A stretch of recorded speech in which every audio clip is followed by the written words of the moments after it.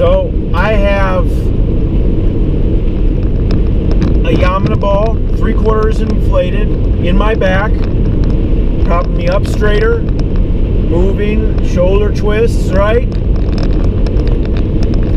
can put arm extensions, right? You can get it lower, sitting up. You can get it really low, and this is even a good stretch too, of just moving forward into the steering wheel, and then the ball goes lower, and look how much now I'm up right.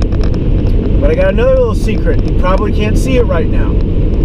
The black ball, which you can also use anywhere, you can do here, here, here, here, but I have it underneath my elbow, resting it on this damn armrest that's made my elbow raw.